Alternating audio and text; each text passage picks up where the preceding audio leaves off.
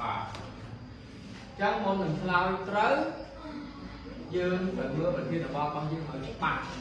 តើប្រធានបទហ្នឹងគេឲ្យយើងធ្វើអីមិនឲ្យតែឃើញគេសរសេរមកចឹងដឹងតែបែបខ្មែរដឹងតែឆ្លើយសំណួរណាករណីខ្លះគេឲ្យយើងប្រើ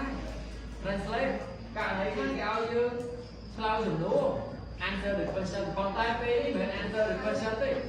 ហើយក៏មិនមែន write the question for the answer ដែរមិនមែនសរសេរសំណួរសម្រាប់ចម្លើយទេគឺគេឲ្យយើង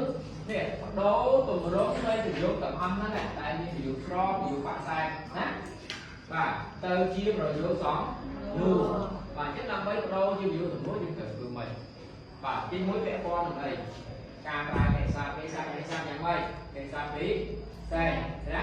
បាទភាសាពិសេសចុះអាណាឲ្យភាសាពិសេសទៅប្រើអីទីនេះនឹងគិតទៅលើការប្រើភាសាជំនួសបាទដើម្បីយើងមកប្រើវាបានត្រឹមត្រូវនៅក្នុង present simple ហើយទៅតាមប្រភេទនៃប្រធានហើយយើងមើលដល់គ្នាទីមួយគេថាម៉េច I am not from Cambodia ខ្ញុំមិនមកពីប្រទេសកម្ពុជា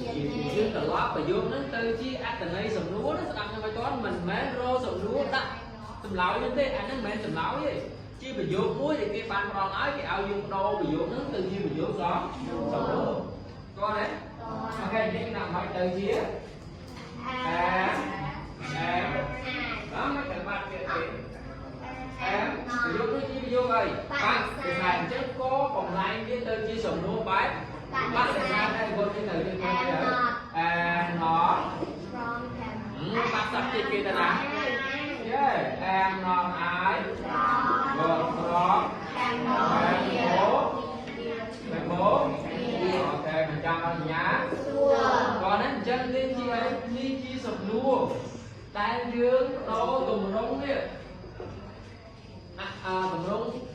អីគេបដិសេធមកជាប្រយោគសំណួរបែបបដិសេធបាទយល់ទេចាអូខេយល់ណាបាទឥឡូវយើង